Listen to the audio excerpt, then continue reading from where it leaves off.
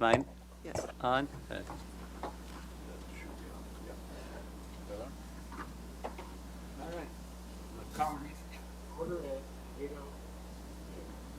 Jim, either it's not on or you're not close enough.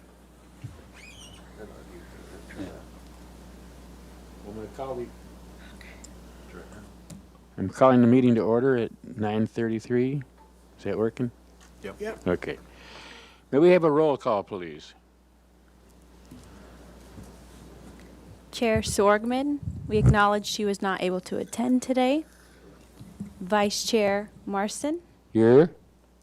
Committee Member Kovich, Here. Committee Member Kuntz, Here. Committee Member Luckett, Committee Member Ressler, Here. Committee Member Tejada, Here. Councilmember Oscar Gutierrez, Brian Demore, Here. John Doimus, and Sarita King. Here.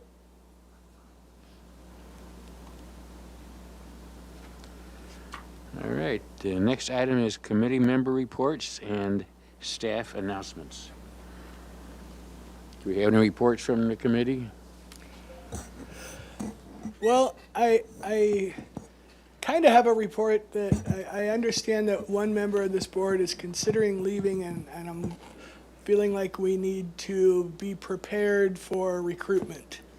And I wish I had thought to talk to that committee member beforehand, but it just occurred to me on the way in that the recruitment cycle has already started, and it shows an incumbent that I don't believe intends to pursue reappointment. What?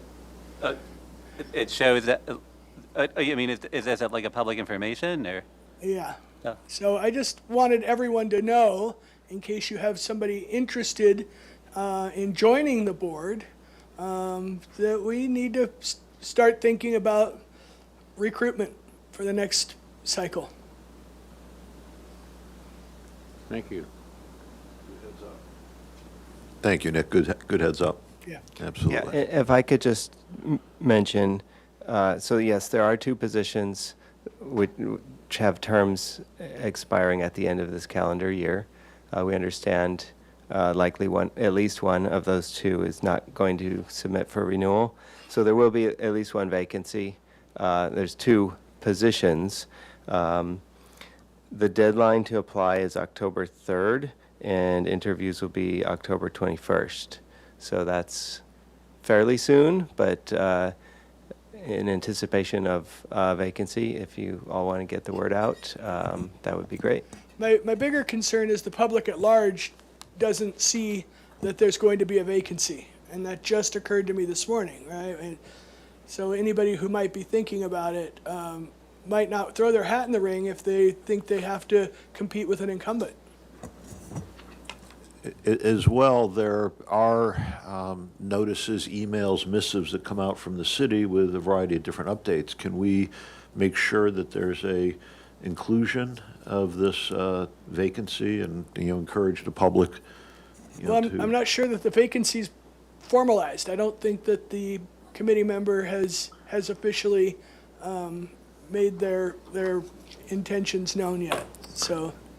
Maybe it's just a general notice that there are always opportunities to become involved. I don't know, but you're right, the public needs to know, but, then I don't know who the individual is, but the sooner a real decision is made, obviously the better, and then we can move forward with really notifying the community whether there is or is not an opening. Great.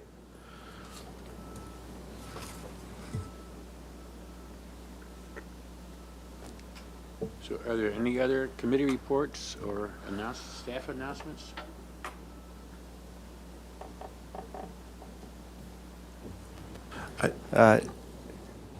Acting Chair Marston, I'm not sure what to call you today, but with Chair Sorgman out, Jim will be Committee Member Marston will be chairing this meeting today. Did we want to mention the National Disability Independence Day at this point in the agenda? You think this is a good time to do that? Okay. So last week, while I was out, there was an item at council, ceremonial item. There was a proclamation read by the mayor, and members of this committee attended, but it was to recognize the anniversary of the ADA, which has pretty widely now become known as National Disability Independence Day. And I understand Hillside had an event to recognize that. And we have the proclamation here with us today.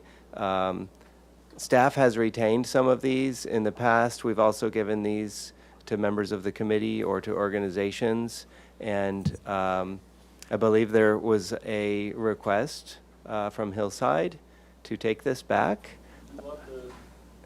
We'd love to display it, you know. Yeah. And now it's going to actually be an annual event, the Disability Independence Day Festival. It'll be on the Saturday closest to July 26th. July 26th is National Disability Independence Day.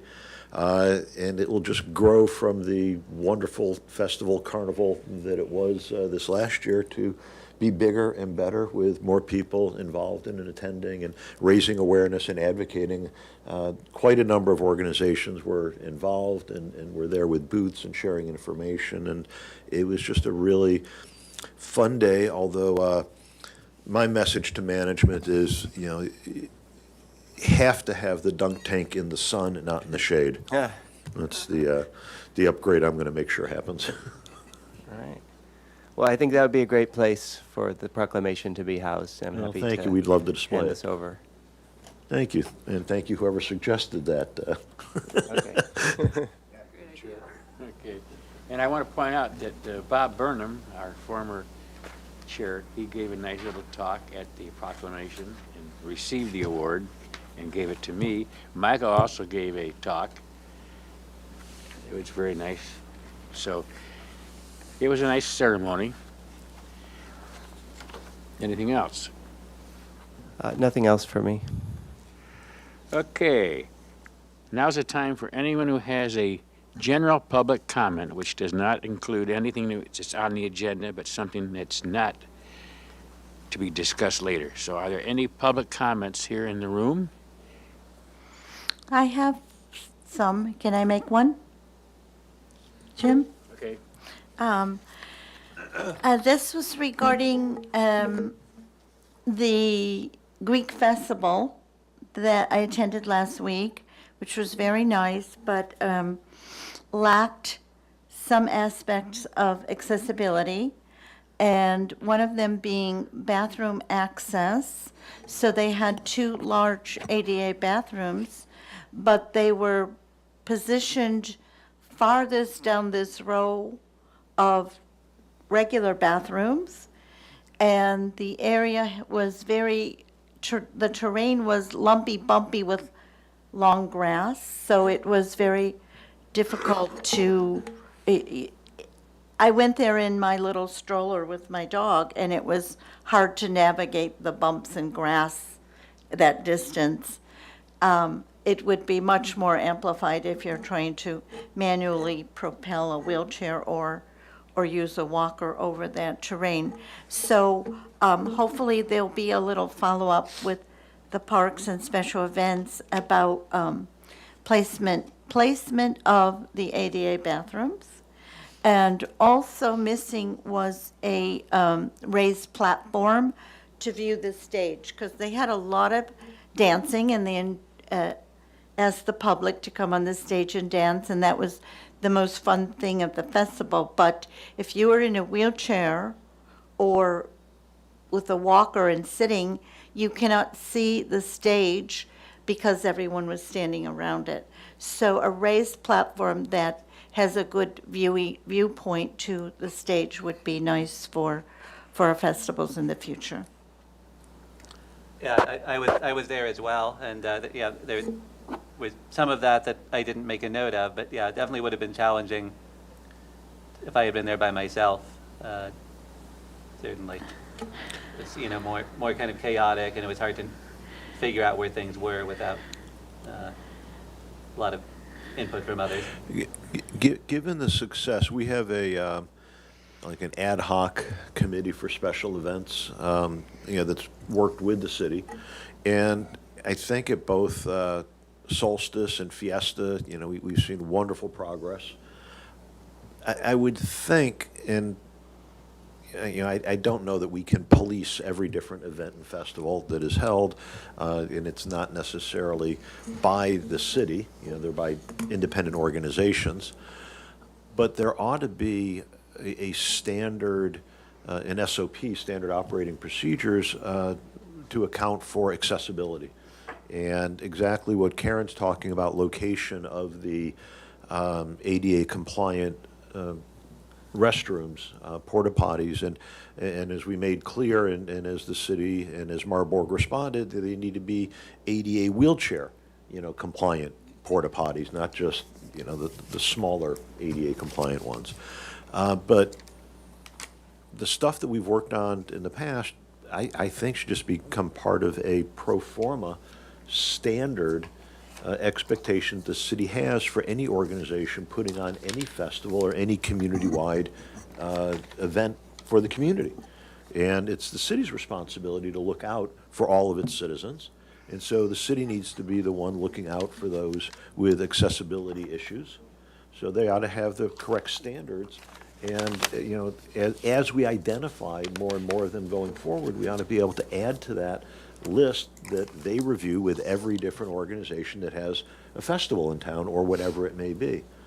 I hate to interrupt, but I noticed that we have agenda item number 11 is a special events debrief with staff, and I think we'll probably end up rehashing this at that time, so maybe save your comments for that. Sarah Knowles is supposed to be here for Yeah. that item, so I think, I appreciate those comments, and I think you're correct. I just want to say I agree with Michael that there should be a policy and procedure manual for ADA accessibility. Totally agree. And perhaps Marburg should be more aware of where the placement. Yeah. We'll talk about that That'd be later. nice. So, are there any other public comments here from the group?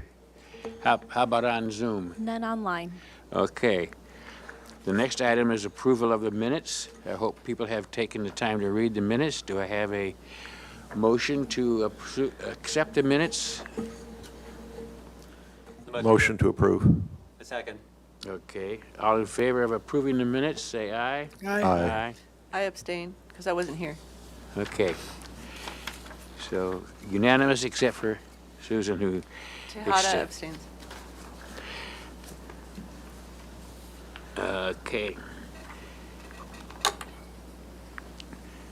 Now, I just want to remind everybody that the procedure is, after each presentation, we're going to have questions from the members, then open it up for comments from the audience and from Zoom, and then we can have discussion. So I'll try to remind us of that.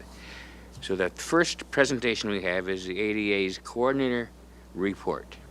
Brian? All right. Thank you, Chair Marston. Pretty brief today, and I just remembered one item that I could have done under staff report, but I'm happy to do it here under ADA coordinator report. Just to give you guys a quick update on the Public Works Director recruitment. As you probably remember, I think it was back in February that Cliff Maurer left the city, so we've had a vacancy since then. I was acting until I think around the beginning of July. Joshua Hagmark's been acting Public Works Director since then. And there were interviews this week. A first round of interviews took place this week. So I believe there'll be a follow-up, probably second round with the city administrator in the next couple of weeks, and probably sometime in September, I would guess, an announcement on that. I am one of the candidates. We'll see how that goes. I'm happy to continue doing work for this organization and for this community, regardless of how that plays out. But I just wanted to give you an update on that position. And then as far as ADA coordinator type of things, I wanted to get some word out about the Ventura County. They're putting together again, it's now second annual Government and Disability Summit. That's going to be September 23rd through 26th. So they've got most of the information out and available. There's a bunch of different sessions that can be attended. I haven't registered yet, but I did go down last year and found it to be useful. So I'll take a look, see what I can fit into my schedule. And of course, I'm willing to move things around if there's a particular session that seems relevant. Is that held at the government center, or where is it held?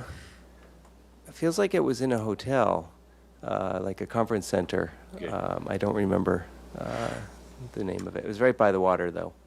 It was a nice location. Okay, and then we mentioned the recruitment, so we actually covered that. Talked about the director. The other thing I wanted to highlight was I did attend an outing with Blind Fitness last month. They did basically a hike at Douglas Preserve, and it was good. It was a good turnout. I was able to be a guide for former committee member Burnham, and I think Blind Fitness is looking to continue to incorporate hiking into the types of activities that they're offering. So that was good, just to get some to get to know some members of the community, people who are involved with Blind Fitness, and to have a better understanding of that organization. So looking forward to the next outing, whenever that might be. And I know that's that's an organization that I think last year we recognized for the work that they're doing. I want to say that I heard 2 comments from people who were on the hike saying how good you were. Okay. They appreciated it. Yeah, Right. I was there as well. It was a great event, and so that the particular part we were on was fairly flat. You know, just a few inclines, but definitely really good walk. Did you notice any problems with terrain accessibility if there was someone in a wheelchair, a blind person, or just how does the Douglas property score as far as mobility, accessibility? It's a relatively flat area. So I would say the members who signed up to do that outing were able to navigate without too much trouble. They did each have a guide, but I don't think it was difficult. And we moved actually pretty quickly through that course, if you want to call it a course. Right. There's one spot where it kind of dips down a little bit and there's some erosion. But as far as walking with a guide, it was fairly straightforward, Right, which but- is why we selected that. Right. But for a wheelchair, there would be some different Yes. considerations, like if there were any rocks that would be fine for us to slip over. Can I comment on that? Sure. I do go to that preserve with my walker, and there was discussion of adding a handicap parking spot at the entrance. That was something that council member Mike Jordan brought up, to where I forget the street, where it's right there at the cliffs. And anyway, so we talked about adding a handicap spot for parking. The path in is all wood chips. It's very difficult to navigate with a walker, impossible with a wheelchair. So it would be wonderful to have some kind of a path that would be like more maintained. I know they've been doing a lot of work out there and cutting down trees and making paths. I was out there last week. But for a wheelchair,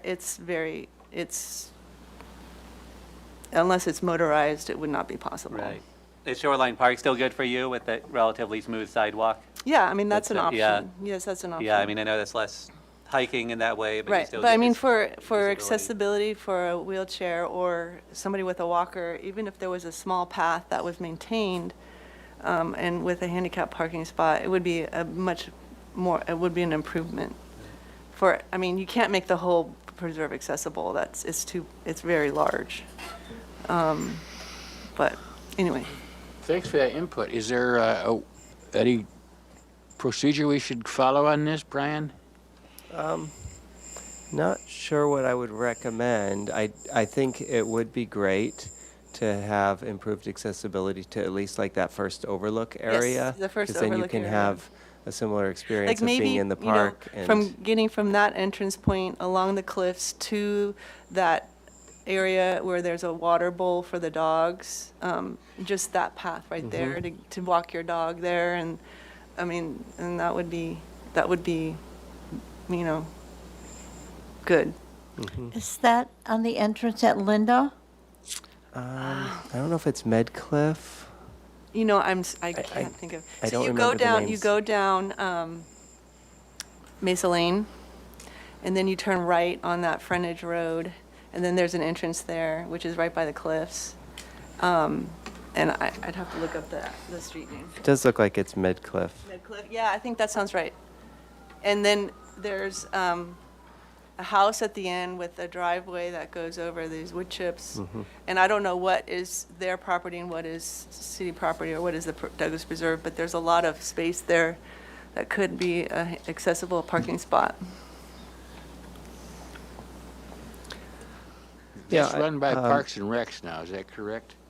Right, the park is managed by the Parks and Recreation Department. I mean, there is an item in the city's budget for, well, there's one for walkways and building pathways, which is managed by Public Works. I think there's a separate line item just called walkways, well, that one still says building pathways. I think there is another line item that's managed by Parks and Rec. I'd have to look into it more, but it's possible. I don't know what, they may already have plans for that, but. Well, Michael, council member Michael Jordan had brought it up to me because I run into him out there. Yeah. And I'm always there with my walker, struggling over the wood chips. And then he mentions it every time. Okay. Thank you. Maybe we can put a discussion on the agenda next time for that. Yeah. That's all I had for ADA coordinator report.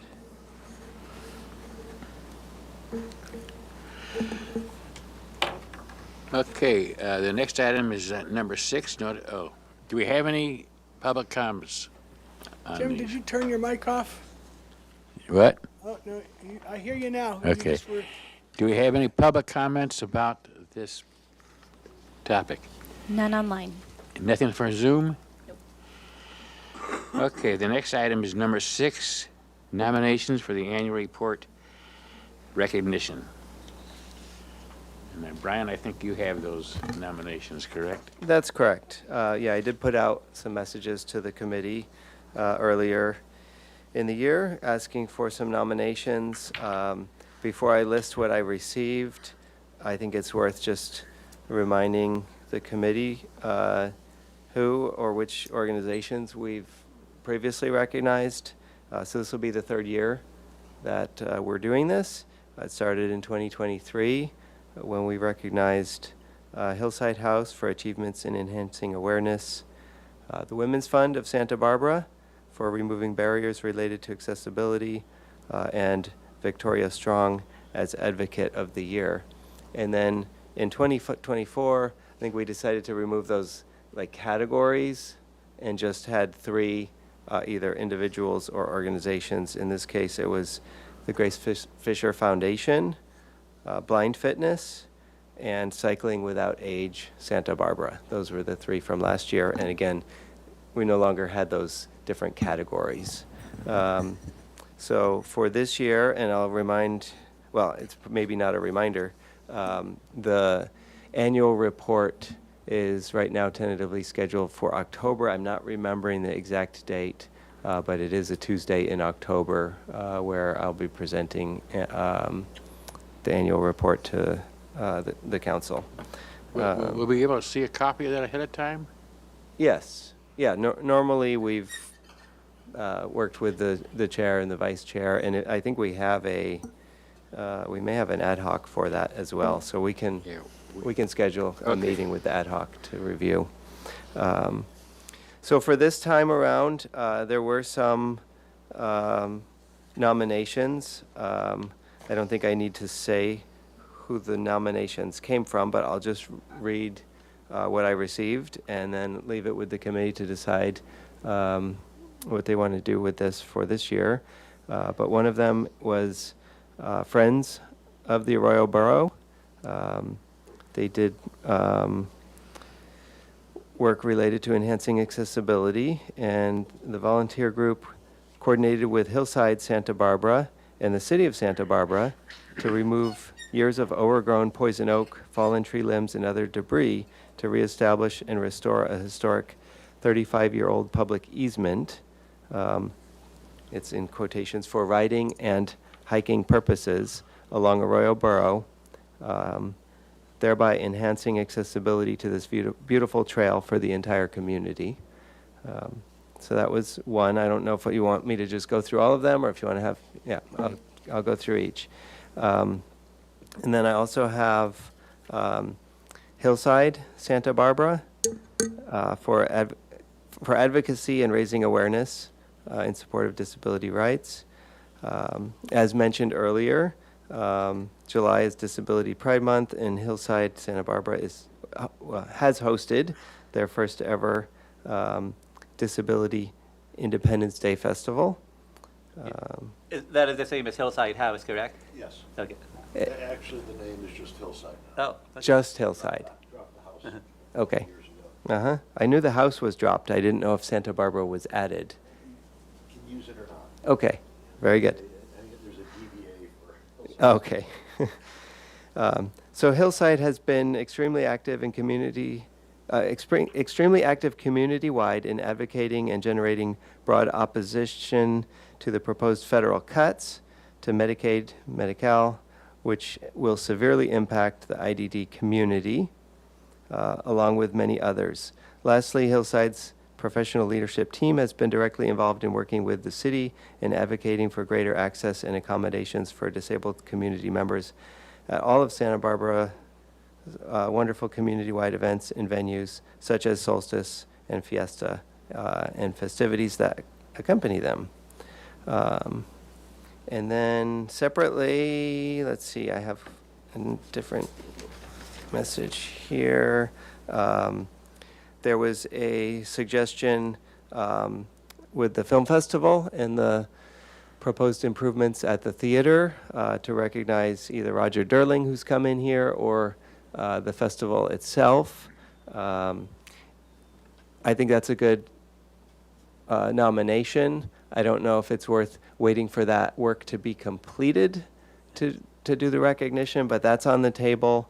And then there was another, I did mention we recognized Grace Fisher Foundation last year. That was also suggested again for this year. So that's all that I received, but that doesn't mean a committee member can't add to that. But that's where we're at right now. I sent a few, and it doesn't sound like you have received them. I don't think so. Okay, I just, Ryan, I can email you, but I wanted to say there's a fellow in the community who is in a wheelchair with cerebral palsy and entertains the public by being a DJ, Chris Benedict. And I would really like to recognize him as an individual for showing what someone disabled can do with their life productivity-wise and make a living even. Yes, Scott. Yeah, along those lines, this thought came to me now. I don't know if Bob Burnham has ever received any kind of Lifetime Achievement Award for his, it is still definitely ongoing work for accessibility, and just thought we'd put that out there. So I'm going to read off my nominations. I sent these to you August 5th. I know I missed the August 1st deadline. Found it in my outbox unsent. Anyway, Santa Barbara Bowl for their continued dedication to accessibility and inclusion for their visitors. Access Central Coast, formerly Independent Living Resource Center, as the designated independent living resource center for the Tri-Counties. ILRC champions accessibility and autonomy through advocacy, housing assistance, assistive technology, and peer support by and for people with disabilities. And also the Jody House Brain Injury Support Center. Jody House provides direct services to individuals with brain injuries, offering day programs, advocacy, and peer support that empower clients to regain independence and community connection. I was going to add that the bowl actually fixed some parking problems that Nick pointed out to them quite a while Yeah, I think back. it was some parking problems and some operational, procedural problems as well.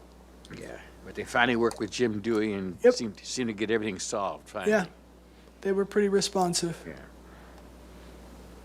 And, they do a good job year-round, despite these challenges, given their really challenging location and the steep hill and,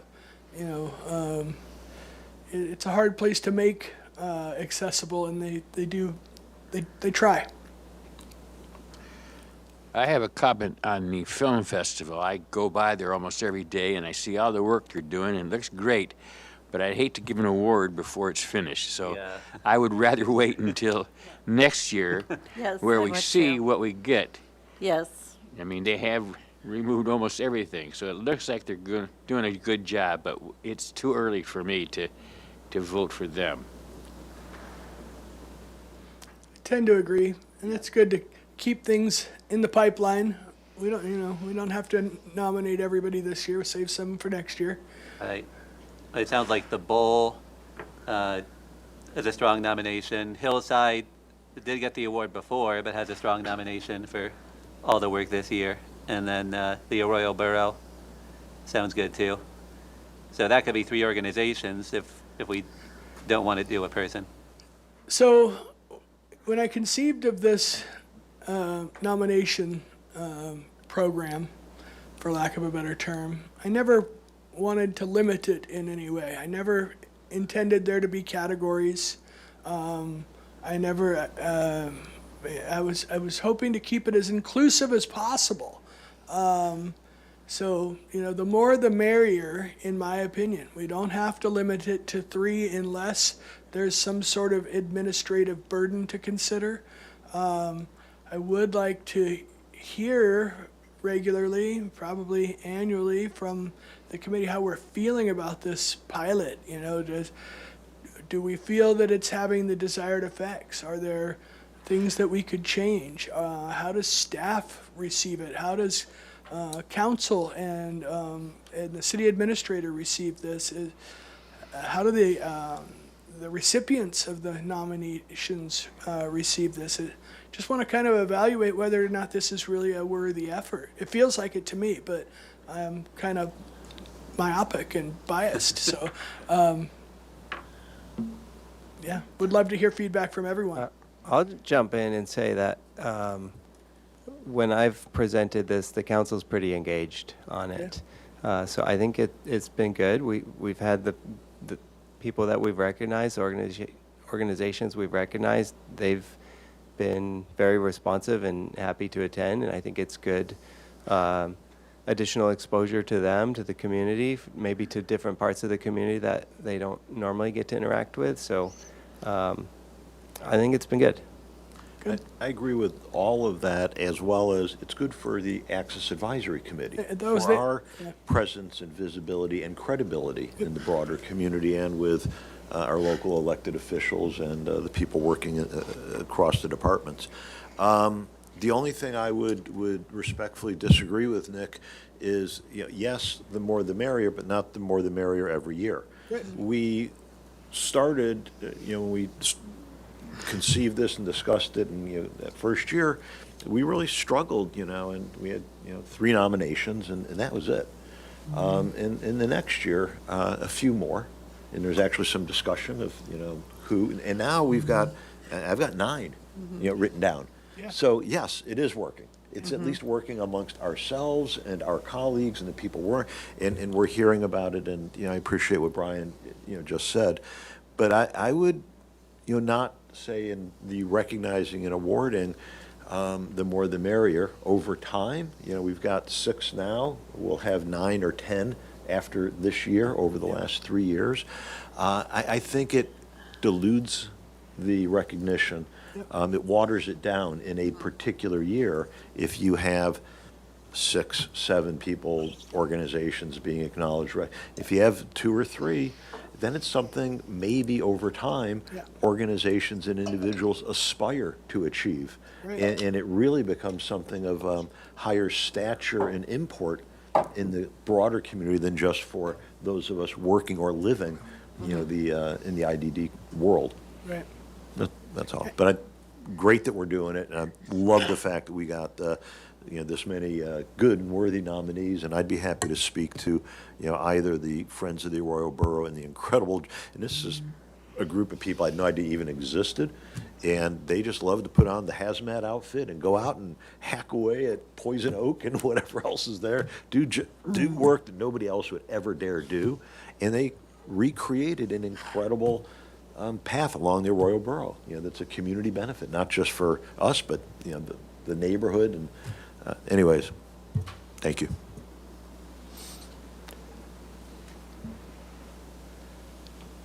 Anyone else have any comments on? So we have to make a decision today, right? I think we should. do want to confirm some nominees today, but I was specifically thinking about comments about the program that we've piloted now for 2 years in general, before we start maybe voting on nominations. I want to add to Committee Member Rassler's comment that I agree, we don't want to nominate or elect all of these nominations this year. We need to keep things for the future. We're already starting to recycle. We're already getting nominees that have already won. So I agree with the comment about potential to dilute. I would just, in response, repeat nominees in, you know, different years, if they're doing different things, Yeah. you know, makes sense to me. If it's, you know, just rolling it over again, you know, Yeah. then yeah, obviously. Well, procedurally, since we have so many, this is unusual for us to even have anything that might be contested this way. So like, what's the best way to move forward? Do we want to agree on an ideal number amongst us? Do we want to limit it to 3? It's what we've done in the past. Is that working for us? Not because we've done it in the past. Right. That's not the reason. But if it's 3, then it's 3. If it's 4, it's 4. If it's 2, Yeah. it's 2. I just think we have to be careful not to overdo it Right. on any given year. I would actually, to move this forward, make a motion following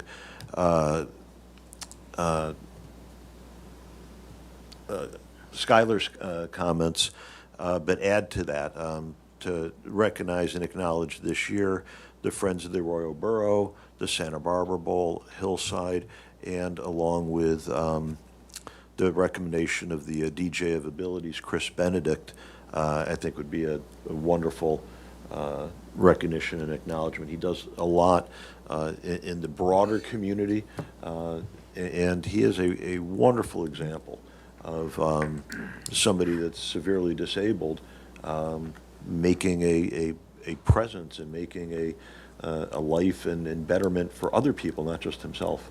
Yeah, 3 orgs and 1 person. That's can you repeat the? Yes, I would say that this year I would do 4 Well, friends. see, friends can I of the- comment on that? I mean, my thought is maybe do 1 and make it Okay. really, I mean, making it more limited. I kind of like that. And who do we think is most worthy out of all of these? Yeah. It depends. Yeah, they're also different. Like the bowl and the beach are such different Right. categories. It's. Yeah. I kind of prefer Michael's motion for we. But it's an maybe we can move down interesting to 1 next year. thought process. Who's making the biggest impact out of all of these? What? Yeah. Is there a standout to anybody? I don't know. It depends on what what you value the most. Yeah. There's compared to live concerts Well, I and think- hiking is. Yeah, I think different. maybe we can limit it to 2 categories, maybe go back to the category idea of an organization versus an individual.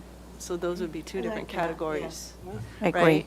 So that's not, that would be a easily different, I mean, I think that would be an easily evaluated differently on different. Yeah, I could certainly support that.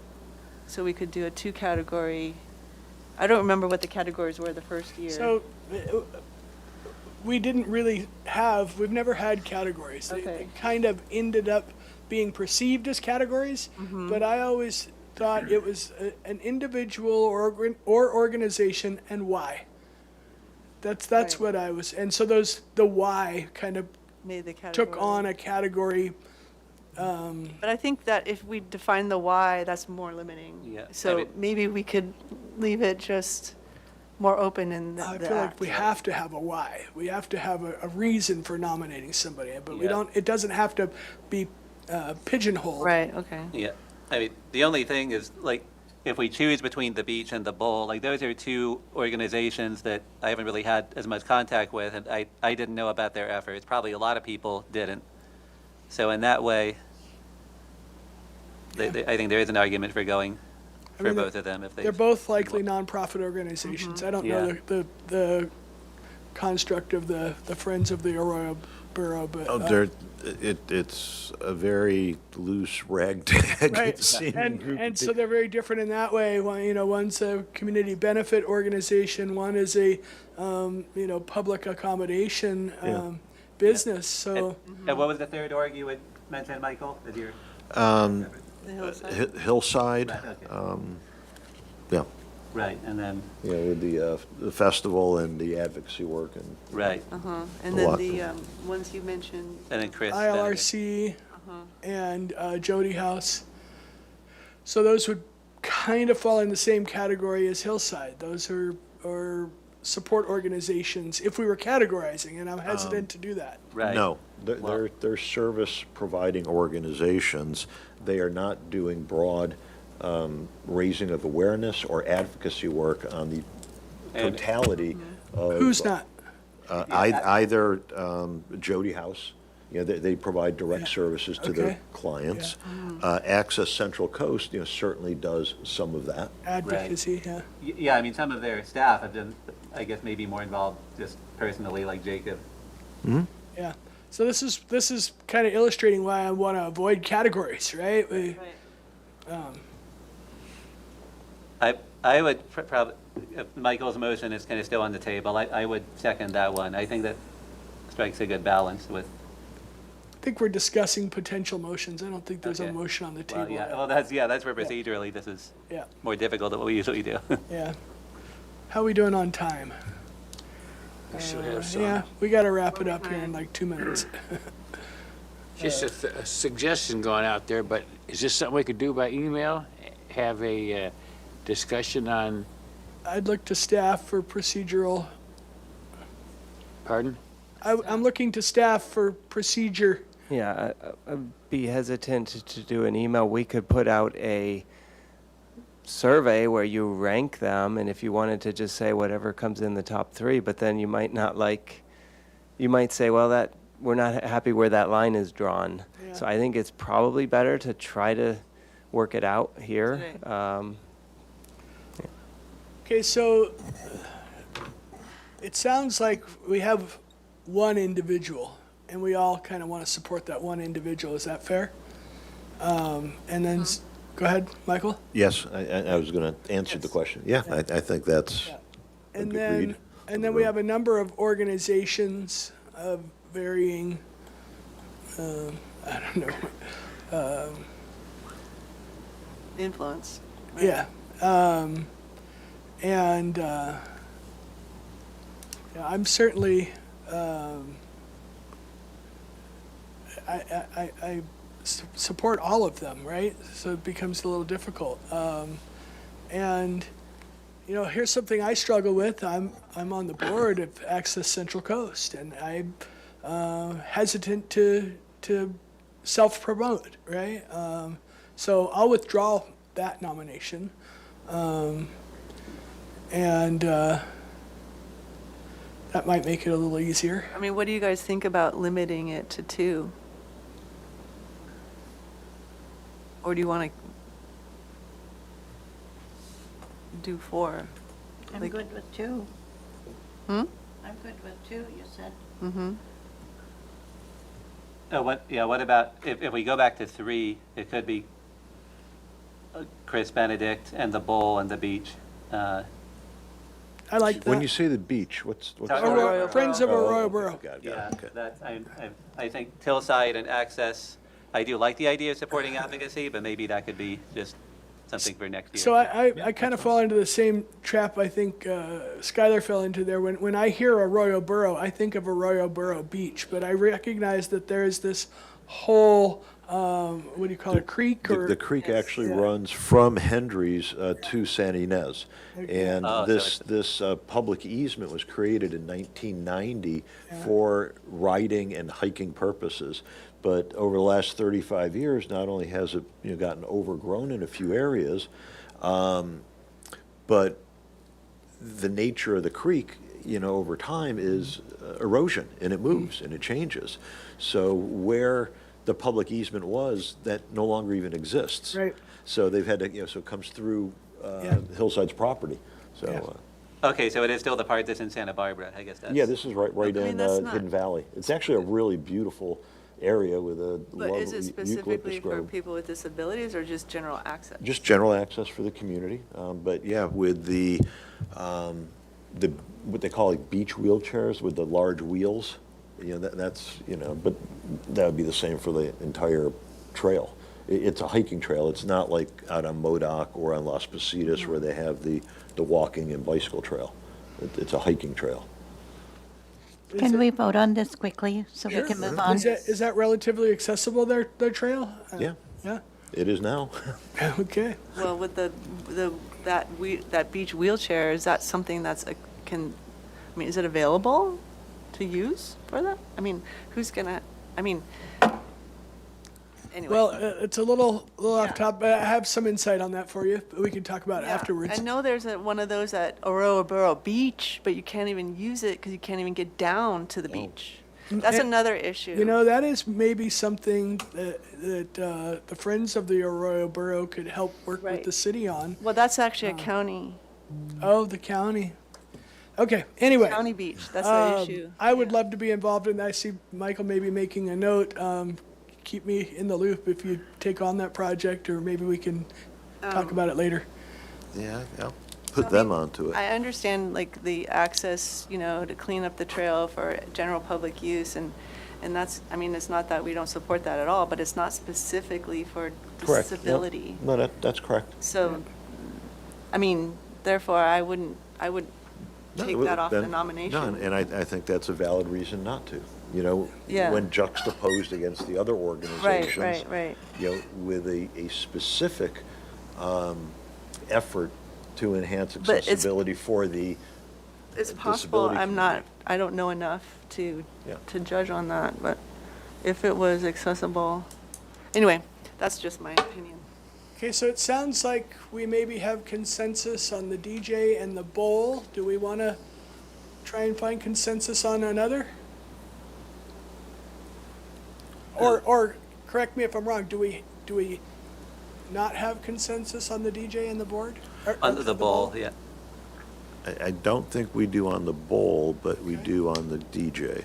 Okay, Let's see how many people are in favor of the bull. okay. Just a straw poll, this is not a vote? Right. Every- Yeah. Okay. I couldn't see. What's It's three, I think there's four Or to two. the, okay. And Then we have a number of organizations. I took Access Central Coast off because I don't want to be self-promoting. well, if that's the case, then we shouldn't have Hillside. That bothers me. Well, I'm not trying to set a rule here. No, I'm I trying know to lead that. by example. I mean, if another, so here's the thing. I nominated Jody House. You're on the board there, but you didn't nominate Jody House. Who, me? Correct. No, I'm not on the board there. Oh, I thought you were. No. You, It's been about 5 years since I've been on that board. oh, okay. So there's no self-promotion there or No. even close to. You know, I think Hillside does wonderful work. and I don't want to begrudge them. Hillside's already received one award. And so for that reason, I'm inclined to lean towards one of these others that has yet to be recognized and maybe come back to Hillside in the future. So what do we have here? Who's up for the nomination?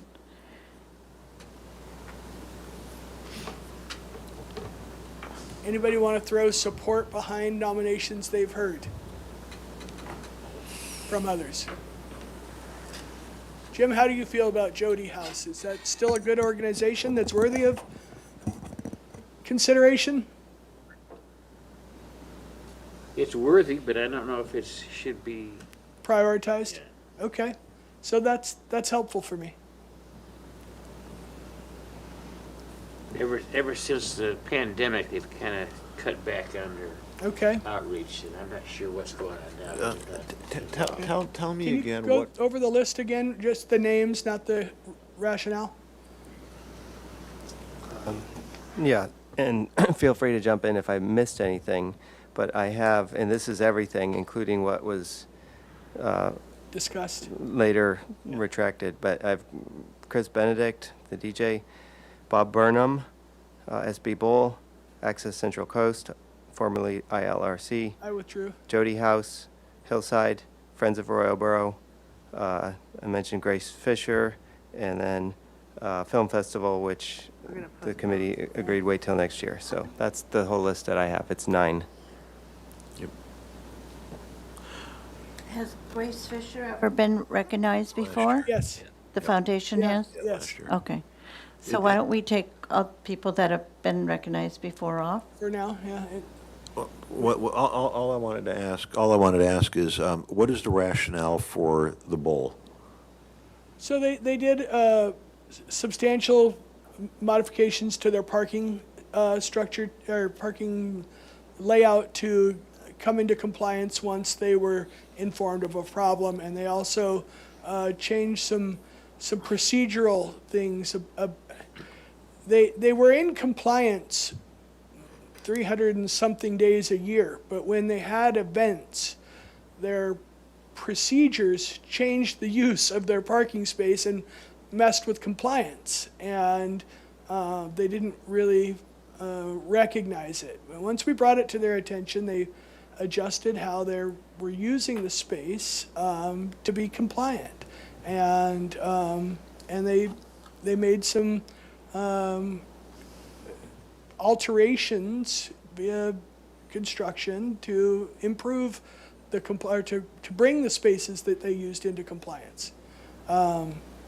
So I think it was significant work effort, and they were gracious about it. Then, I would like to say this. How about we recognize 2 individuals, Bob and Chris? Yeah, I was thinking that. Yeah. Yeah. Okay, so how about that? Because the organizations aren't going to appreciate it as much as the individuals, and the individuals have made a big impact. I agree. Okay. I could not disagree more on the last comment. The organizations do appreciate it, and it's absolutely critical for the organizations to be able to use in their marketing and to establish their credibility and their raison d'etre and to raise funds and to be able to do the work they do. Organizations ought to be recognized when they do outstanding work. Okay. Additionally, because an organization received an award in one year has nothing to do with receiving it in a subsequent year, especially if they're being recognized for something different Right. in the given year. Okay, That's, I agree. all I I'm would sorry say. about that. I meant the big, I meant that's specifically fine. the Santa Barbara Bowl wouldn't appreciate it as much as the individual. Again, I just disagree. I would, for this year, I'd like to make a motion that we recognize 3 recipients. DJ of Ability, Chris Benedict, Bob Burnham, given his truly a lifetime of work in the arena, and the bowl. Now that you've made that clear, I think an organization is important, but I think this year we have the opportunity to recognize 2 people, and Okay. they're really very special. I agree.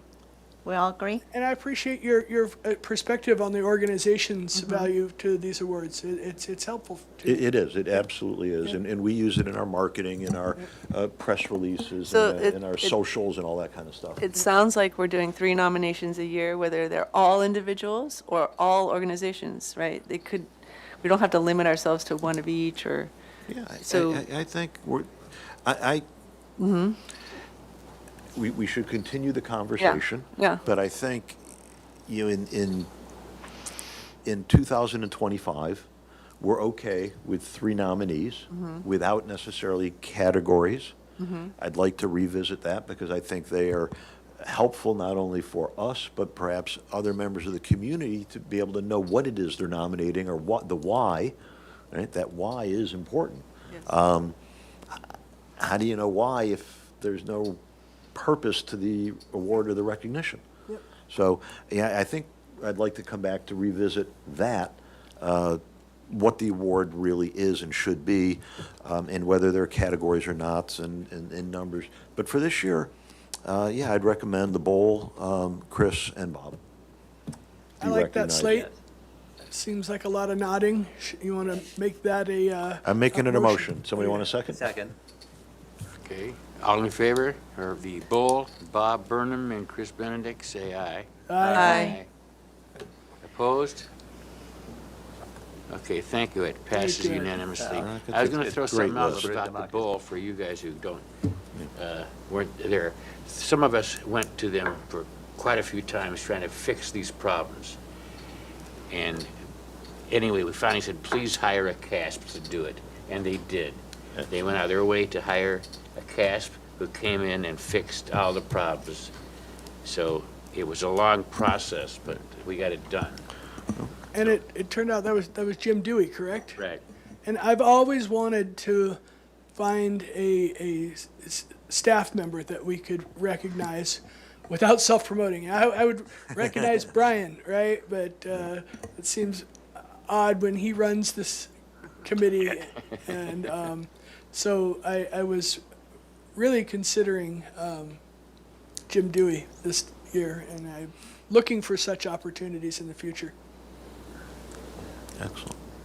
What I'd really like to find, if anybody sees it, is a good architect who's pushed Yeah. accessibility in a restaurant or a store, or a design professional who's gone out of their way to make a public accommodation universally accessible. So keep that. That's the. I my think we dream. have to move on quickly. Okay. Okay. Ad hoc reports. The first one is sidewalk ad hocs, and I've asked Nick to read information I got from Derek Bailey on the sidewalks. All right. The street maintenance budget for fiscal year '26, which began July 1st, and fiscal year '27 has been cut significantly. So there will be fewer projects going into design for the next few years, meaning fewer ramps and reduced sidewalk repair. But there are still a lot of grant-funded projects and projects still active from previous fiscal years. City Council awarded the fiscal year '25 C project, which includes about 60 access ramps and sidewalk repair. Most ramps are in the Upper East neighborhood along Anacapa Street and Laguna Street. Construction will be later this summer. Construction continues for fiscal year '23C, which includes over 100 ramps in the Mesa, West Side, and San Roque neighborhoods. The contract is on the final phase of the project in San Roque, with the majority remaining ramps along Grove Avenue. That project should wrap up later this summer. Construction will start this winter on the Upper De La Vina curb extension project. Project includes curb extensions and dual directional ramps at all intersections along De La Vina from Valerio to Alamar, except Mission Street and Quinto Street, which are already completed. The project includes new APS, that's the Pedestrian signal. Audio Pedestrian. pedestrian signals at Alamar Avenue. Construction will start this fall on the Lower Milpas Operational Improvements Project. The project will improve traffic flow on Milpa Street between Cacique Street and Calle Laureles. That can't be correct. Calle Laureles does not. She doesn't hit Milpas. Huh? Doesn't hit Milpas. Right. So I don't know what that was about. The project is needed because the Milpa southbound on-ramp traffic volumes were expected to increase when the freeway project widening project is complete. We will be installing a new APS with the project. Sidewalk and ramp projects that have wrapped up since the last update. Haley Street project is complete, including 25 ramps along Haley, plus a new traffic signal with APS at Olive Street. San Andreas project between Anapamu and Arriaga is complete, which included 16 ramps and curb extensions. The Santa Barbara Pedregosa intersection has been completed. Sidewalk repairs on De La Vina Street between Haley and Sola Street have been complete. Theater loading zone ramps in front of Granada, Arlington, and New Vic. Theaters have been complete. Yay, thank you, Brian. New APS installed recently include State Street and De La Vina Street, State Street and Calle Laureles, State Street and Gutierrez Street, Cabrillo Boulevard and Garden Street, Haley Street and Olive Street, also mentioned above. We have word from Caltrans that our grant application is successful for traffic signal safety upgrades. That project includes 19 APS and 28 pedestrian access ramps to improve safety and accessibility at signaled intersections. Construction likely won't happen until 2027 or 2028, as we are busy finishing design of other projects, but good news. Thank you. And the great news that I think is that they got a grant for 19 new APS, because right now the city just puts in what's required and 2 extra ones. So a whole 19 is a great move forward. And I think the blind community will get together to recommend locations. Great. Thank you. Kim, is your speaker on? Because I'm not hearing you well. It's just got to get close to it. I got to get closer? Yeah. Okay. I don't know why. Any update for the parking ad hoc committee? So, parking ad hoc has not met recently, but I guess there's a development in that realm, and that is change of policy for parking at City Hall was announced. There were 3 accessible parking spaces in the City Hall parking lot that had previously been reserved for staff, employee parking only.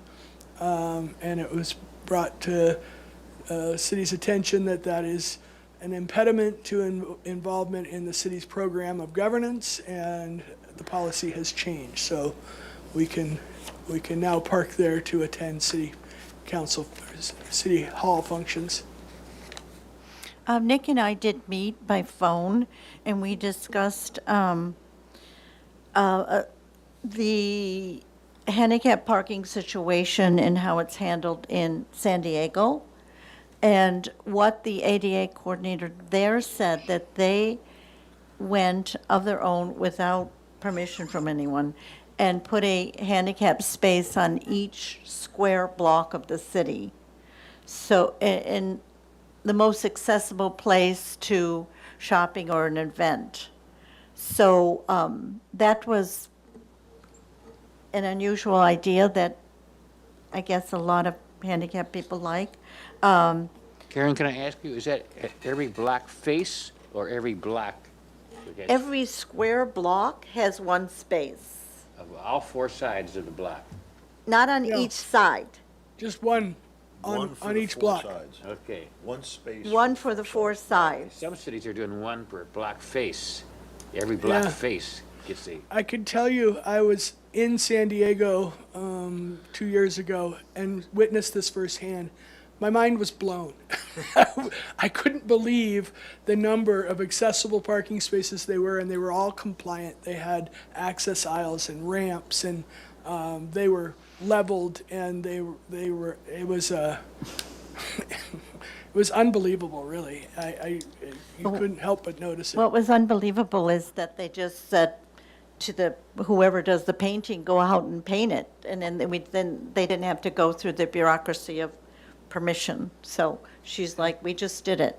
The other thing about parking is I don't know where we are on the hybrid ticket system that Sarah Clark had discussed in an ad hoc over a year ago with us.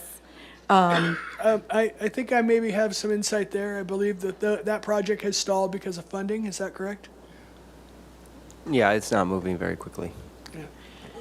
Okay, and the other thing I discussed with Nick and the ADA coordinator in San Diego is how adamant and aggressive they are about ticketing offenders who park in handicapped spaces. So if someone has a placard in their car and they are able-bodied and they're driving a handicapped person and dropping them off, that able-bodied person with the placard is not allowed to park in a handicapped space. And they go after them, and they said they get an incredible amount of revenue from this. So that's something that maybe we should think about as far as enforcement and revenue, so people respect those handicap parking spaces better. It's interesting. This subject is one of the reasons I joined this committee, I don't know, 8 years ago or so. And there was some resistance to increased enforcement on accessible parking. It basically came down to a staffing budgeting issue.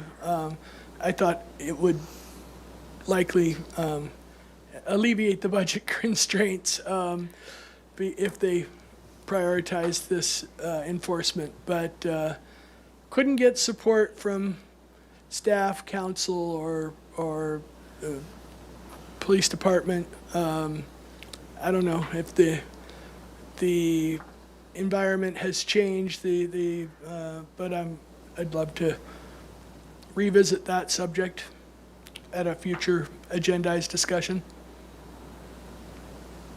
Karen, I have a question on what you heard from San Diego. Are you saying that if a person drops off a wheelchair person, like at the front door, he can't park in a disabled park? Correct. But if are they using the disabled parking spot to let grandma out the door, and they sit there and wait for her to come back, that's legal, right? I question the city of San Diego's policy. I'm not sure. I mean, you know, we need to follow this up maybe in the future. I'm not sure, but they don't want someone who can walk parking in a space for someone who has mobility problems. Yeah, I think that's a state. How they Right.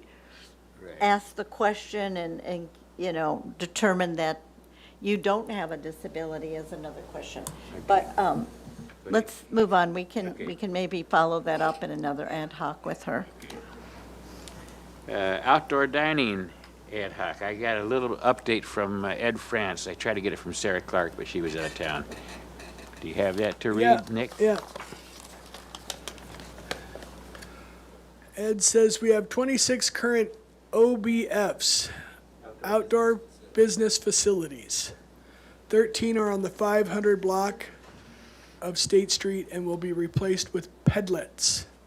We have 5 on current payment plans that will be paid up to date in September. All other OBFs are making their monthly payments, including Chase.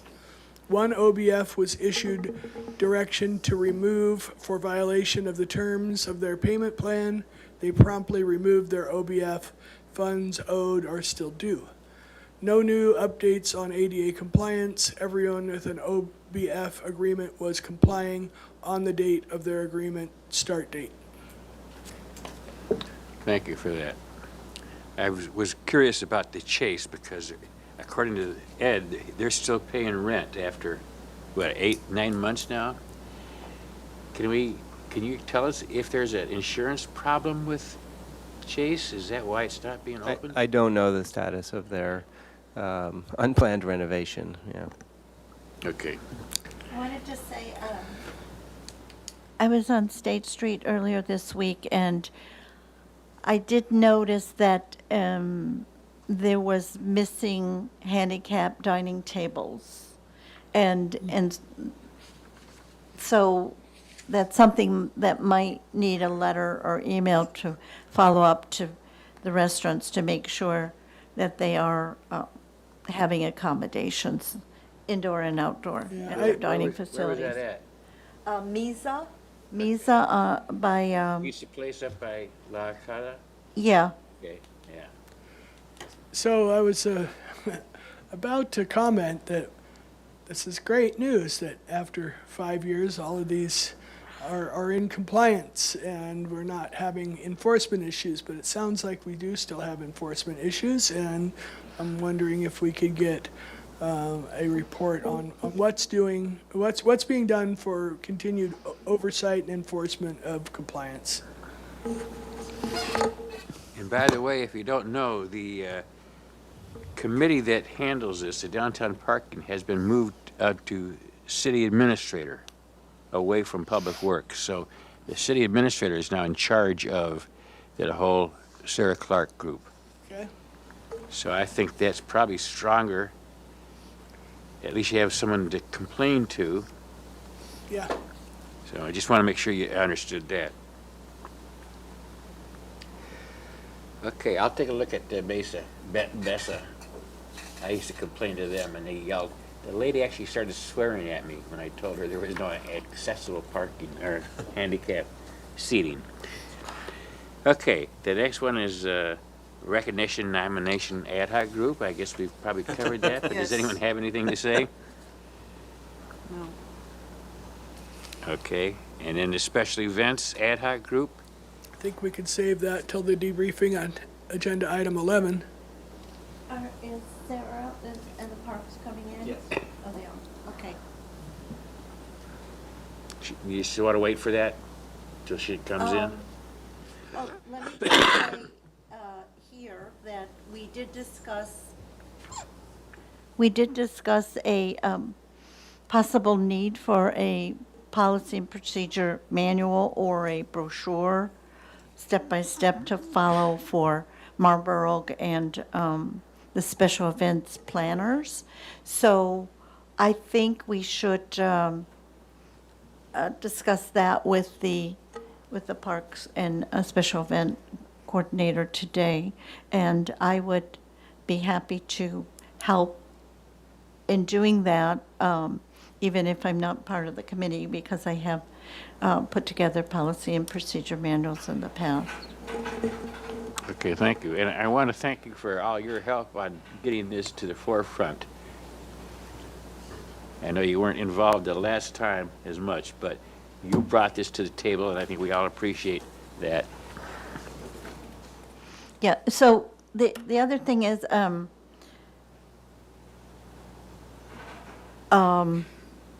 what's her name?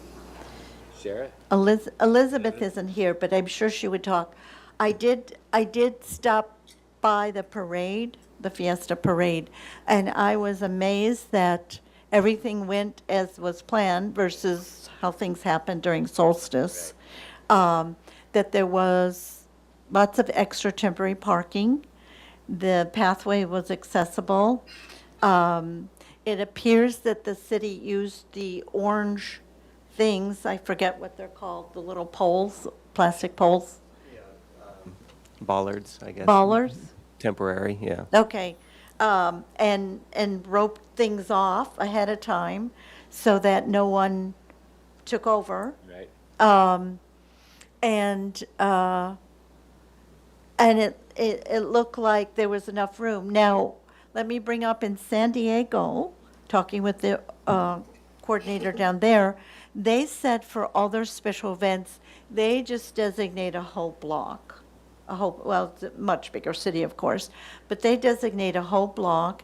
And no, it doesn't get all filled up, but at least people know, hey, if I want to go to see the parade, there's always a place and room for me. So, and I'm hoping that from now on, with the Fiesta and all the parades, we get a designated space, enough space, more than just by reservation, and people know, because it'll be advertised as part of the parade or special event advertisement, that there is accessible seating, viewing at such and such place. So it doesn't become something that's effort on our part versus just an automatic, of course, you can go to the parade, Grandma, even if you're in a wheelchair, okay? They always have a space for us, and we know where it is. So that's what I want to leave as my, my impression with the city, that we will accommodate the disabled everywhere, no matter what. Thank you. Yes, Skylar? So this is a little bit different than special events, but have there been any updates on the golf carts we looked at last time? Like if any issues come up this summer? Well, I can answer that. Elizabeth wrote a letter to them saying that it wasn't compliant, and of course, no one wrote back, so we still don't know. I've ridden it, it's not compliant, but no one seems to care. So Right. that's the city again. Have there been pretty high usage of them? Mostly there's a lot of empty chairs. Sometimes Okay. I've seen them all full, but normally there's not. Interesting. We do have data on that. I could get that information and send it to the committee. Yeah. Or is it going away soon for the end of the summer? I'm or not sure what the duration is on that, but Okay. I think it's Labor Day, but That's what I don't thought. quote me, yeah. In the interest of our schedule and timing, I think we should skip over ad hoc committee reports where we have an agendized discussion. Okay, like the ADA transition plan. And, yeah, and the special events. Do you have anything on this police station? Because I had some concerns about a new contract. Are you familiar with the contract? For the yes. inspector? Right, yes, we just went to council for that. Is it a CASP inspector? This is for like material testing and things like that. I can see if this firm has a CASP available, because that would be helpful to have Okay. when needed. Because at one time, we talked about wanting a CASP to help to protect the city and wanting to protect the contractor, and I'm not sure what's going on there. Could you Yeah, fill us in on that? sure. Okay. All right. I guess it's time for a 10-minute break.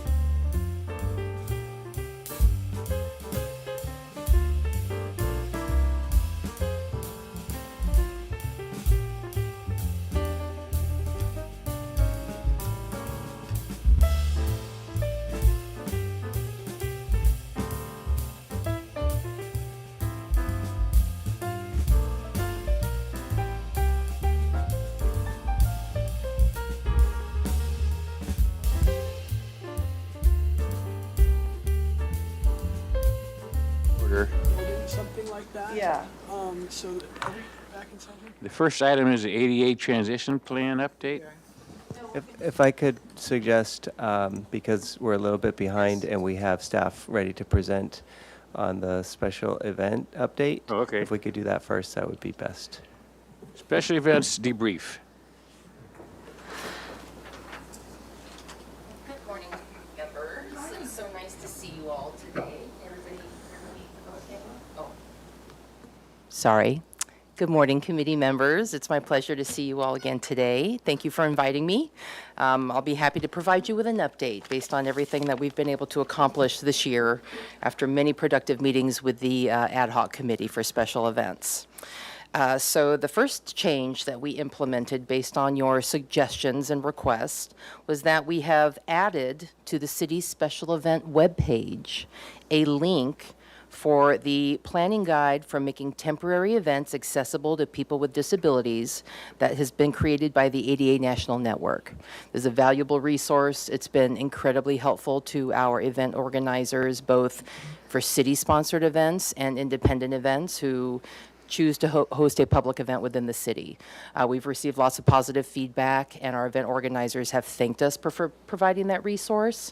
And they are open and happy and willing to implement some of these suggestions as we move forward into the rest of 2025 and 2026. Regarding city-sponsored events, which are annual public events or special events that the city is partnered with for funding, sponsorship, as well as in-kind services, such as traffic closures, police support, et cetera. So for these events, what the city has done we have designated on-street parking for vehicles with disabled placards when events that occur in city parks are located without an adjacent city parking lot. So for example, Alameda Park. There is no adjacent public parking lot, so we have actually gone out and reserved on-street parking right next to the park, considering the accessible path of travel to the permanent restrooms, wheelchair accessible restrooms, and the main festival area. Some other things that we have done is specifically for parades, which are also city-sponsored, is that we have designated seating areas along the parade route that have been cordoned off to specifically reserve space for spectators with disabilities. So they still will be arriving as spectators to view the parade. We have had some involvement from some of your members who have coordinated with some other organizations in town for pop-up tents and other specialized seating, and the feedback that we've received was that that has worked pretty well. We still have a couple of bugs to work out, I think, with Solstice and the Milpas Holiday Parade coming up, just given the challenges for the locations that those parades exist. But we will continue to work through that in our ad hoc committee, welcoming all suggestions and comments and ideas from the ad hoc committee to make sure that we have the best locations determined. In addition to designating the seating areas, we also have implemented wheelchair accessible portable toilets, various locations along parade routes, especially next to the designated disabled seating area, just to make sure that we have the proper facilities there for individuals who do utilize wheelchairs so that they do not have to travel too far, especially when we have a very crowded area with spectators. We have also worked with the group to designate shuttle drop-off and pickup areas. And this would be for any organization, both affiliated with the host organization and any other special groups who would be traveling in a shuttle who would need a designated drop-off and pickup area that is close to an accessible path of travel to the reserved disabled seating area. Let's see, the city staff has taken the responsibility for posting the signage and these reserved areas, just to ensure that it's done in a timely manner with the right verbiage and the right signage.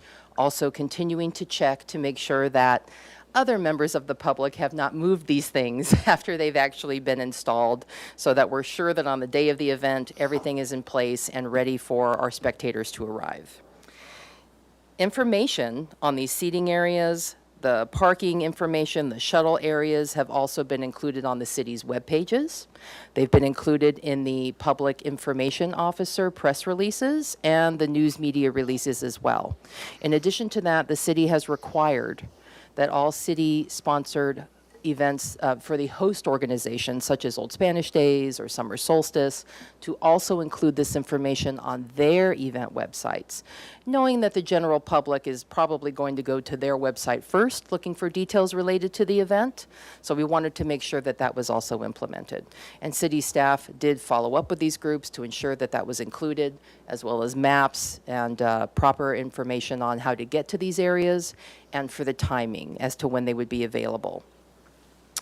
Beyond that, as far as non-city sponsored events, my office continues to work with independent organizers to assist them in making suggestions as to the best practice for hosting an accessible event and ensuring that we can provide accessibility to all of our, especially our annual events that are so fun for the public. We want to make sure that everybody has a chance to go to these events and enjoy them.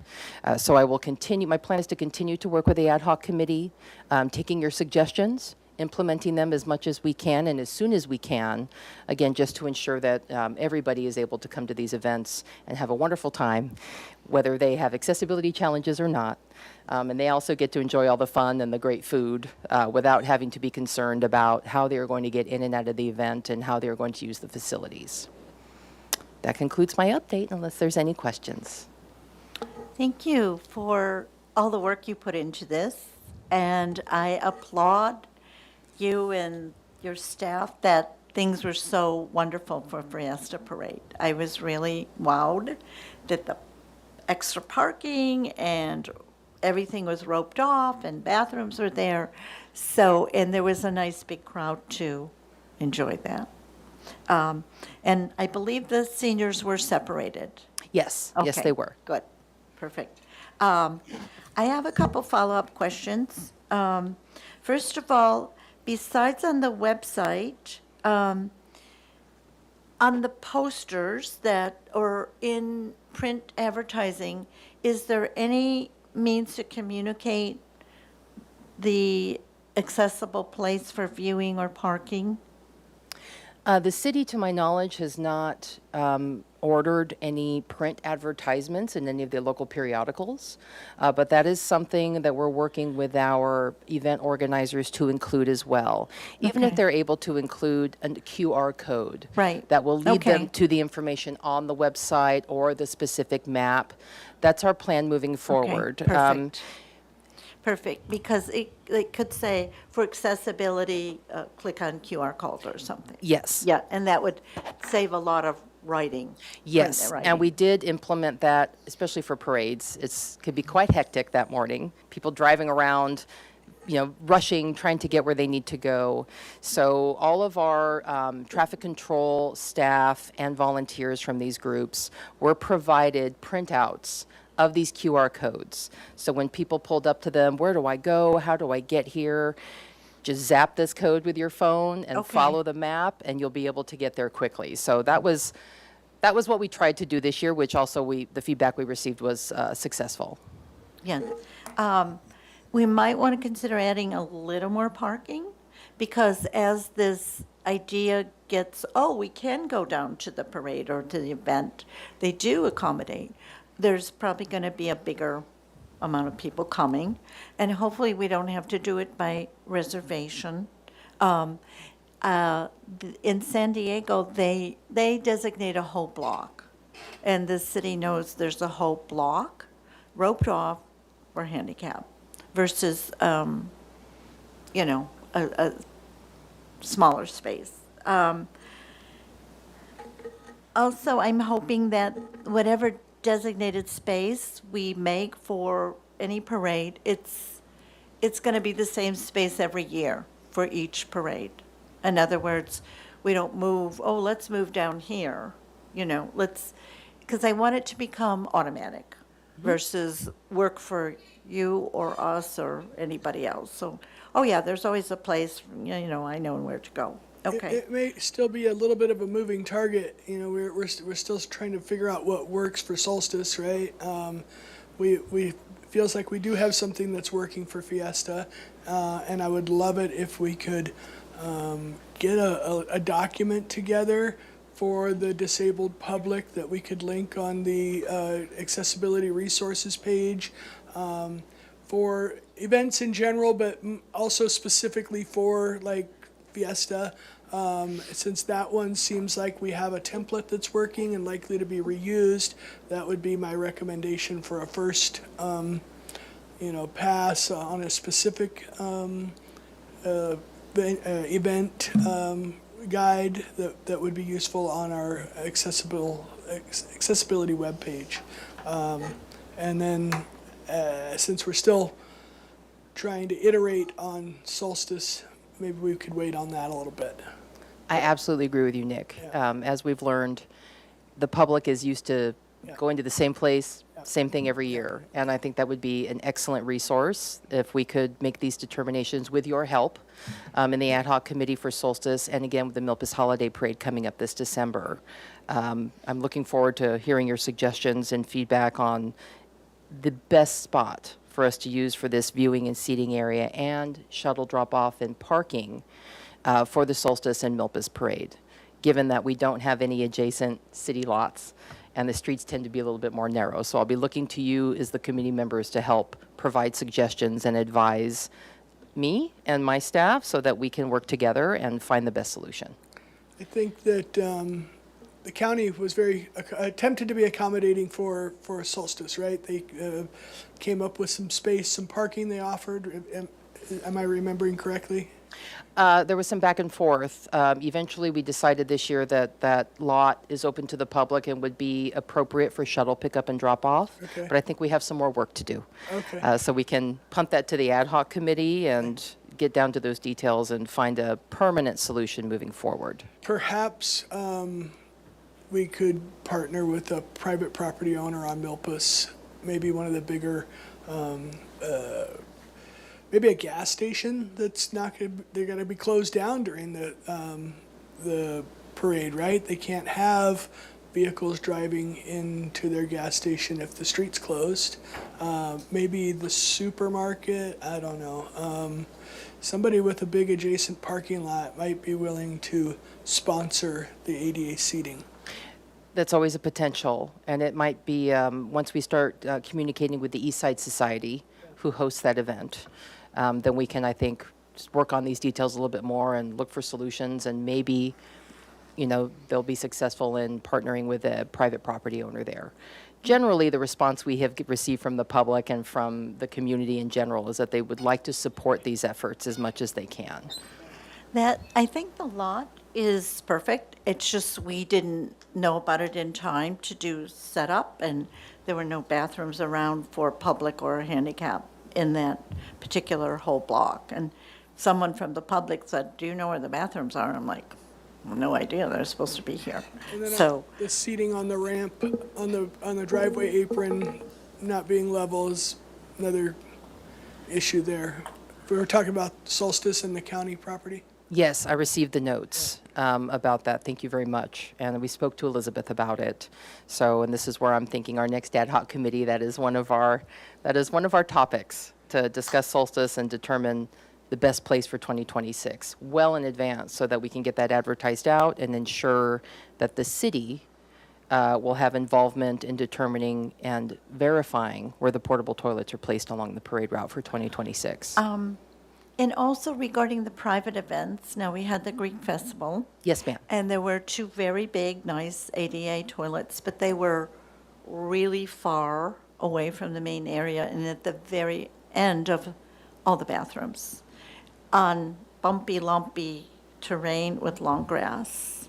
So what we discussed earlier this morning is maybe having a brochure or a page outlining what needs to be done to make an event accessible for both private events and the cities, or a P&P type manual, because there were toilets, but who could get to them in a wheelchair or walker over that lumpy, bumpy? I was pushing my doggy stroller, I could hardly do it. It was difficult.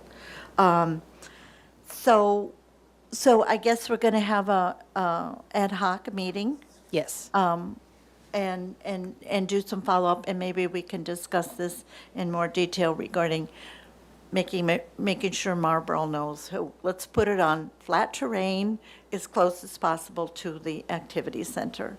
And also, missing from the Greek Festival, which I saw last year at the Pride Festival, hope to see this year in a better location so the person on that raised platform can see the stage. But there was no raised platform at the Greek Festival. And if you're in a wheelchair or sitting down because you can't stand, or you're in a walker, you're not going to be able to see the action, the dancing, the costumes, the beauty of the festival if you're not above the crowd who's standing up in front of the stage. So we can maybe discuss raised platforms at our ad hoc too. Absolutely. Thank you. Thank you for all your work and time. Well, thank you for all your guidance and suggestions, and I really appreciate it. And, the Parks and Recreation Department is happy for the collaboration and the guidance. And we will continue to work on this, again, to make these improvements and changes to better serve our community. I would certainly echo Karen's, comments with regard to how appreciative we are and the community is for the efforts you're making. Thank you. Well, thank you. I'm Jim Marston. I was not on the committee, but I was playing security cop at the fiesta, and I got to see a lot of stuff going on. It was very good, and the bathrooms were so good and close. Oh, good. And the one thing that I wanted to point out, I don't know how to solve this, but you close down the street at 10:30, right? Yes. And so there's no easy way to get people close to the seating area once it's past 10:30. So that's an hour and a half to wait for the parade. Is there some way to be able to get some of these vans that have the wheelchair lifts to be able just to drive in there, drop off their people, and leave right away? Well, we have to balance public safety, I understand. and that has to take precedence, and that determines our street closure times. However, the reason that we chose the seating area this year next to or adjacent to Los Baños Pool is because access to the harbor lot was open the entire time during the parade. Right. So it sounds like we may need to do a little bit more outreach to make sure folks know this is the driving path to get to the ADA placard parking spaces, shuttle drop-offs, and seating area without having to navigate through street closures, because that access point was left open for the entirety of the parade. Okay. Thank you. It went very well. I was very pleased. We had tents there for momentum and everything. Michael was there with his group. Oh, yes, I drove by on my golf cart many times and Okay. waved and said hello. So, yes, I was happy to see that so utilized, and everybody looked so happy. And there were people who had never been to a parade before because... Oh, fantastic. So that's wonderful. Yeah. Okay. Any questions? Thank you. All right, well, thank you, everybody. Okay, I guess we'll be following up with our ad hoc meeting, and thank you again. Thank you. Jim, public comment? I Public, got to leave comment? early. I'm sorry. Karen Luckett. What was that, Karen? Karen's leaving. Oh, okay. I Was was- there any Zoom comments? None online. Okay. So, is it time to hear about the ADA transition plan? Okay, and for this, we have Craig Schallenberger online. He normally works remote on Fridays, so he's been tuning in. He should be ready to jump on. I'll kind of keep talking until I hear that he's made it on I'm there. here. All right, perfect, Craig. And I don't know about the rest of the committee, but I'm hungry, so I don't mind if you go quickly here. I'll let them interrupt you if they need more detail or information, but that's where I stand. Okay. There's only a few points to touch on here. The first, I wanted to mention that I was able to make contact and have very good discussions with Gilda Puente Peters, who did the transition plan back in 2007. And since we met last 3 months ago, she and I have spoken many times, and it was invaluable to hear directly from the source. Uh, it helped guide me through reading the entire transition plan, which, as you know, we focus mainly on the most public-facing sites, these 8 sites that we've discussed many times, City Hall, et cetera. But as you know, the entire city is subject to the transition plan, and she was able to help guide me through all of the parks and fire stations and facilities all in and around the city. So great conversations with her, and I think will help guide. She actually had some very good insight into prioritizing, which lined up perfectly with what we've discussed at the ad hoc meetings. So just a great resource there at no cost, by the way. She was incredibly helpful and generous with her time. The next thing I wanted to mention is we are adding another resource here. Ashley Lopez is on our facilities engineering team. So in addition to myself and Maya Adamski and Brian, Ashley will now be spending a significant amount of her time in helping us with the procurement and initiation of the actual implementation of these items that we've discussed. So we're adding her as a resource, and I think that'll help pay off in terms of getting projects initiated and built. And I think we've discussed this before, but there are a number of what I call overlap projects that are underway that address transition plan items, but they are sort of standalone projects. The most glaring two currently are the police station and the Dwight Murphy Park. Those two are both items within the transition plan and are being built as we speak. Also, the Chase Palm Park Arbor is currently under reconstruction and reimagining, if you will. The Carrillo Gym exterior alterations were just recently completed, and that removed some barriers in terms of the sidewalk in front of the gym there had lifting due to roots and that type of thing. So the path of travel to the front door is now much cleaner than it was before and compliant. I could go on. There's anything we do in and around the city, parks, et cetera, always have an ADA component and almost always overlap transition plan items. So, and we can go into more detail at the next ad hoc if you like, but I just wanted to mention that whether it's specific transition plan bid packages or standalone projects, I feel like a lot is being done to address transition plan, and I will be able to update the spreadsheet soon and show the progress and numerically or statistically. And on that note, so Ashley, Maya, and I are in the process of getting these bid packages together. One of them has actually been issued, and it's very small, but almost on purpose because we needed to work out the methodology of issuing these bid packages and entering into contracts with the contractors. So we are doing an accessibility signage project, very small, at the 630 Garden. And it ties into a near future, I should say, fire alarm project. That building has no, other than just a bell, has no current compliant fire alarm system. So the signage relates to that. When emergency services arrives on site, the fire alarm panels tell them what rooms potentially the danger is emanating from, and so the signage helps guide them to these locations. So room identification, wayfinding, et cetera, are all building entrance sign, all of the things that are standard Chapter 11B signage items. So that's kind of the first of these packages that I've been talking about, for a year now.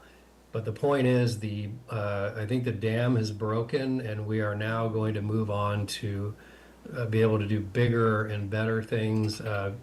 We've talked about all the priority items: path of travel, concrete ramps that are not compliant, handrails, ramp rails, everything that gets the path of travel established, and then restrooms are right behind that. So again, I can go, I wouldn't want to take up the overall meeting time with this, and it probably better spent in the ad hoc to show. I can show you drawings, I can show you exhibits that are part of these bid packages, etc. But I think it's better spent in an ad hoc environment than here. But I will update the spreadsheet that I've shown you in the past in the near future, and by this next meeting, I think, is in November. Yeah, 3 months, November 14th, I believe it is. I'll have the spreadsheet updated and the statistics updated, and I think we will all be pleased with the progress. And that's it. Thank you, Craig. That's Michael Rassler, committee member. Thank you. Hey, Craig, it's Jim Marston. Please say hello to Gilda for me. I worked with her when she was here originally. I think I heard some good news there from you. So many times we found out that repairs or remodels were being done in certain places, and no one seemed to check Gilda's plan. And so they never fixed what was supposed to be fixed in the ADA plan. It sounds like that you are now looking at these new projects like Dwight Murphy or what you mentioned about the Chase Palm, and making sure that whatever's on the transition plan is addressed in the new contract. Is that correct? Are you doing that? Yes, but, establishing these spreadsheets essentially creates a checklist, and that's how we're tracking completion. But like, I know Nick's favorite place, or unfavorite, Mackenzie Park, they never seem to look at the transition plan and just went ahead and did whatever they wanted to do and left things unfinished, right, Nick? Yeah. All right. Any other questions for Craig? Craig? Okay. When do we think we're going to start to spend some money? That's my last question.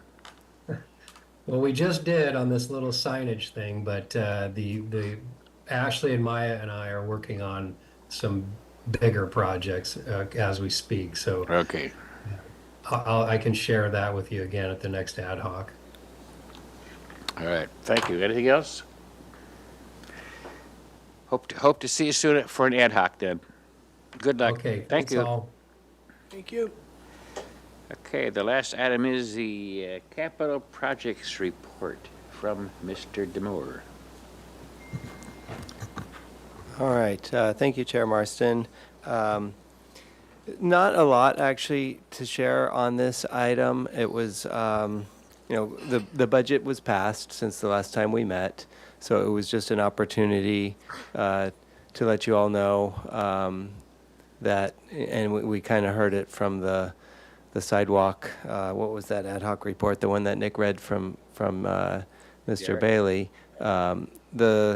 The funding availability in FY26, which is the current year, and next year, and also anticipated in the third year, which would be FY28, is significantly reduced from the past couple of years, probably about a third, between a half and a third of what it was previously, and that's to accommodate the police station project, which is a very high priority city project, which is under construction. So it's for a period of time, and we really want to make sure we can get back up to a maybe not exactly the same level of funding it was before, but it needs to get higher than it is right now. For example, I think we're at $6 million for pavement maintenance. this year, and we don't have a separate line item for sidewalk repairs or access ramps like we did before. So it's going to be a lot less paving work that happens throughout town this year, which means a lot less on the sidewalks, or I mean on the access ramps. Again, I hope that's just a temporary blip. We've done well to do the amount of paving that we have over the past 5 or 6 years with the influx of funding through Measure C, and I hope that will be restored. There weren't any cuts made on ADA transition plan items. That was still funded at the same levels that it had been in FY24 and FY25. So I was pleased to see that. So we do have a good amount of money currently sitting there, and that's exactly why Chair Marston, I think, is asking the question, when will we see money spent? Because it's important to show that there's a need there, because it seems like right now any unspent money citywide begins to have a target on it if it's not being used. Otherwise, I mean, you did hear some updates about some of the major projects.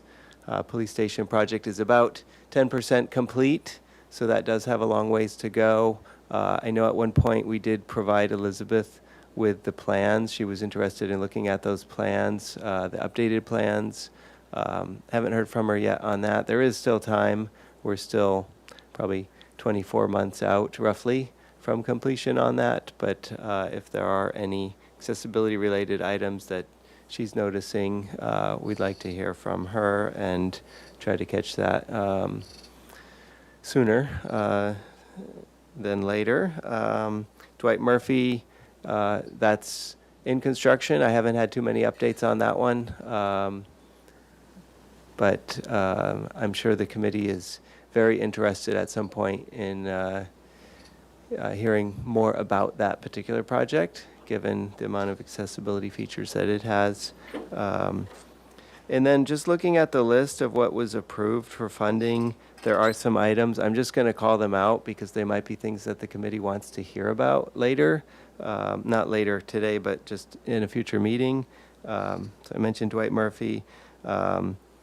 There's an annual program for park restroom renovation. That was continued, the funding continued for that for this year and for next.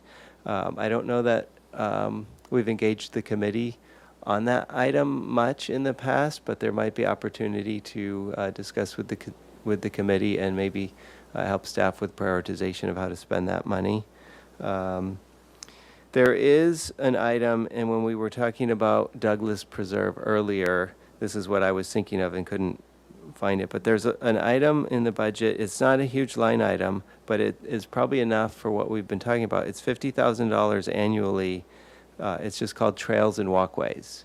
So that could be something where those funds could be applied to an accessibility improvement at Douglas Preserve. So I'll follow up with Parks and Rec and see what their plans are for those funds and mention that the committee suggested and that I would support spending funds for that particular use. I think it also came up at a ad hoc ADA transition ad hoc meeting with Craig.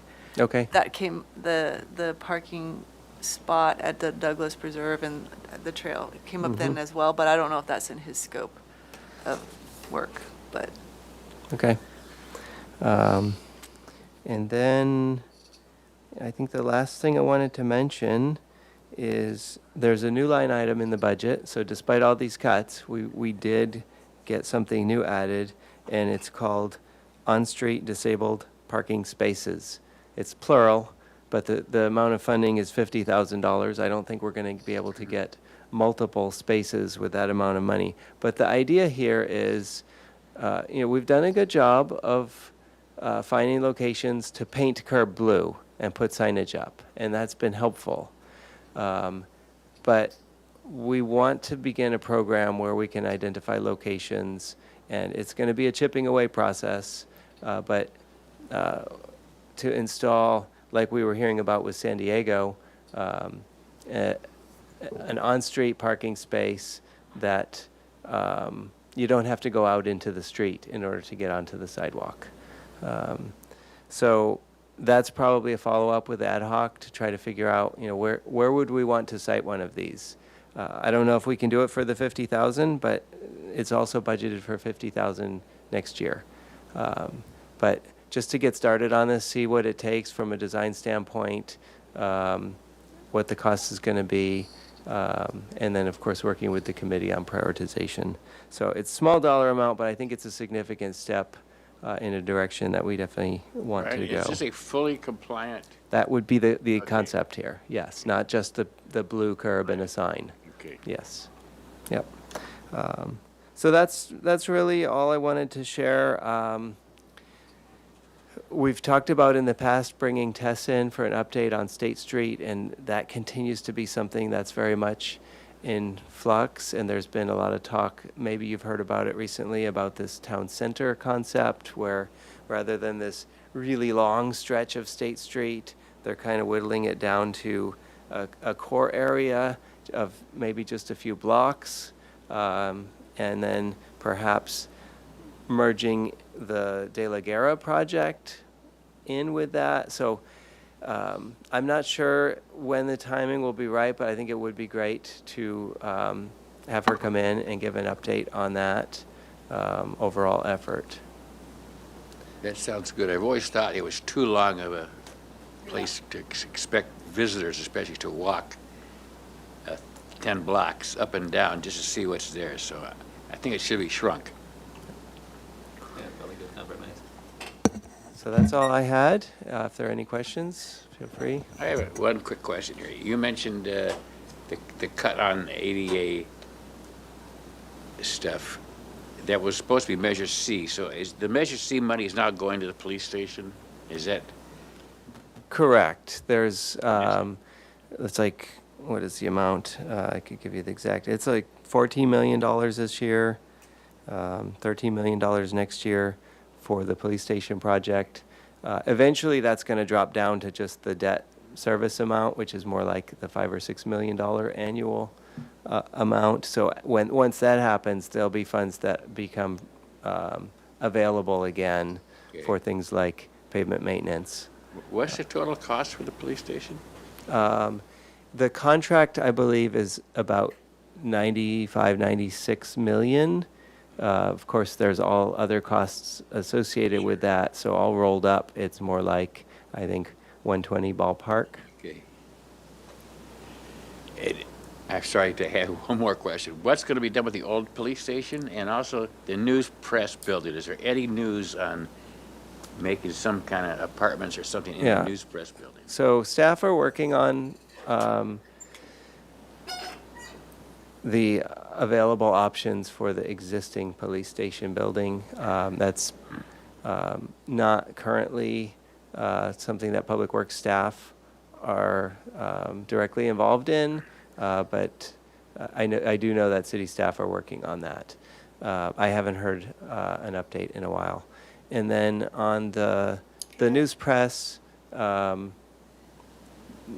it's privately owned, and I know members of the community and even council members, I believe, have expressed some interest in doing something there. It's a vacant building in the heart of town, right next to the plaza, right next to City Hall, but as far as I know, there's no action happening on that right at the moment. Thank you. Back to the existing police station, I know there's no solid direction, but are there proposals that are popular and or looking likely? The only thing I would say is, if I were to say what's likely, is something in the realm of housing. But even in that category, there's a lot of different ways it could go, ranging from the city selling it and letting some private entity come in and do what they want with it, to partnering with an organization that specializes in this, to city trying to do it all by themselves. And of course, there are, we need to make sure we're navigating. We don't have a lot of experience in that area. If we're to do it ourselves or to do it even in partnership, we need to make sure we're in line with whatever requirements exist. Okay, thank you.